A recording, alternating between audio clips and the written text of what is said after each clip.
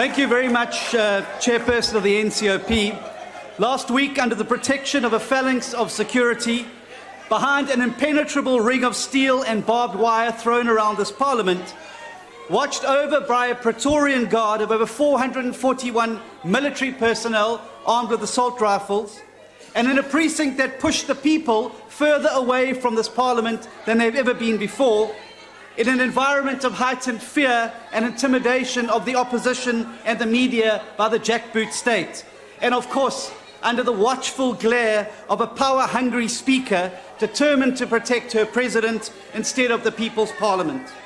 This president stood before the nation and described a land so far removed from the ordinary reality lived by South Africans on a daily basis, you were left wondering if it was at all possible for one man to be so detached from the lived experience of our people.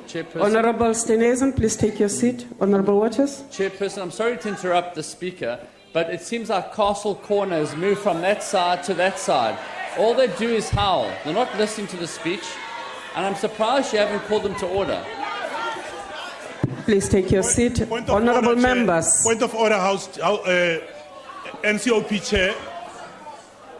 Honourable. Shall I go ahead? No, sir. I am going to rule. Honourable members, you are allowed to heckle, but you are not allowed to drown the speaker on the podium. Diveni kakhle, you are allowed to heckle, but none of you is allowed to drown a speaker. Please proceed. Honourable. Point of order, Chairperson of NCOP. You are on a point of order? Yes. Yes, sir. The point of order I want to raise is that respect for the House is important. There is no House chair, there is no castle corner in the House. Thank you, sir. Honourable Waters, there is no castle corner in the House. Can we proceed? Honourable Steenhuisen. It was truly bizarre to hear the President outlining plans that sounded like he was an opposition leader running against his own government than the leader of a party that's been in power for 22 years. How disappointing it must have been for the 9 million South Africans sitting at home without work, desperate for a glimmer of hope that things will get better. All they were served up was a dish of more high rhetoric, more empty promises, and yet another year of despair to add to the 8 previous years of the Zuma presidency. And that's why, when he droned on in that monotonous monotone, he put his own benches to sleep and he made his nation weep. His members slept because they know, just as the nation knows, that he will never ever deliver. The nation wept because they knew that these were just words on a page written by the Latuli House apparatchiks, going through the motions, just like jobs, jobs, jobs, just like the 9-point plan, just like the NDP.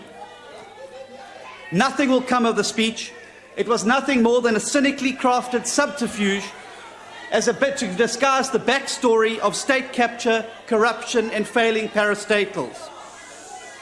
How disappointing it must have been for all those who placed their trust in you, Mr. President, to deliver them from their Honourable suffering. Steenhuisen, honourable members, you are not heckling, you are screaming.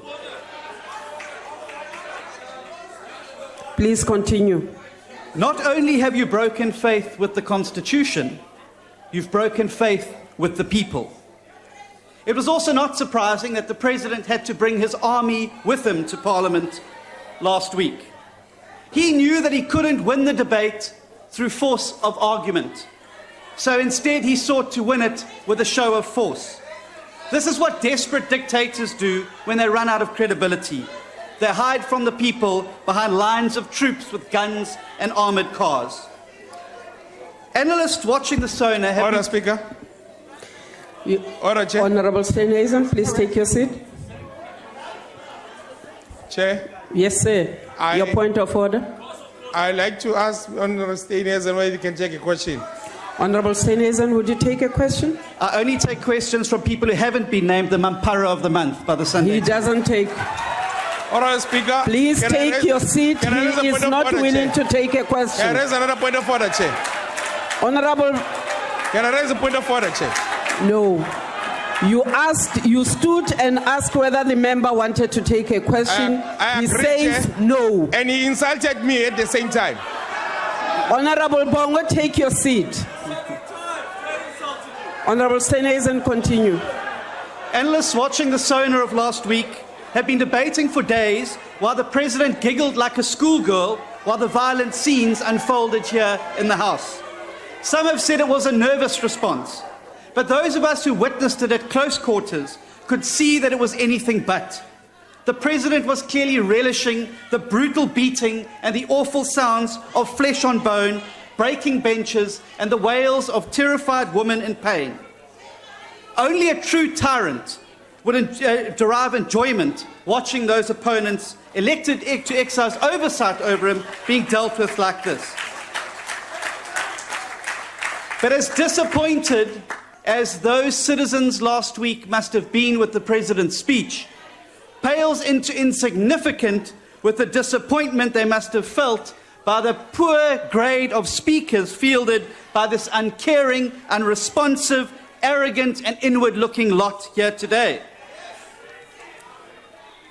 We had Minister Jeff Radebe up here, and he spoke about the mayhem, but of course conveniently forgets the fact that Minister Zulu tore up 2 of the flags in memory of the Esendameni 94, that we were told to F off and call dogs in this House by members of the ANC, including premiers, and then you complain that the EFF disrupts the president's spurious points of order when all you've done today is deploy that exact tactic in this House against DA speakers. Hypocrisy indeed. You're wrong about JSE ownership. The PIC has 1.8 trillion rand of investments on the Johannesburg Stock Exchange, all pensions money of civil servants, and according to the DPSA, the civil service is 91% black South Africans. Go back to the drawing board. I also noticed from the weekend papers that you appear to have entered the race for the presidency of your party. You've got a bit of catching up to do because 1 or 2 of the candidates are a little bit ahead of you in terms of their literature. I'm still trying to work out what the BM stands for. Could it be bad mood?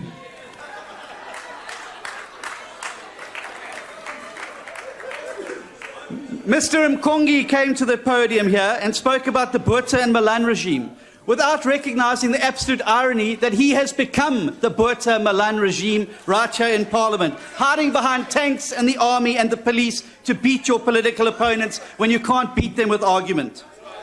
I also would be pulling out O.R. Tambo from the archives if this is what was sitting in the presidency of my party today. Too embarrassed to talk about your current leaders, so you've got to go back and resurrect them from the past.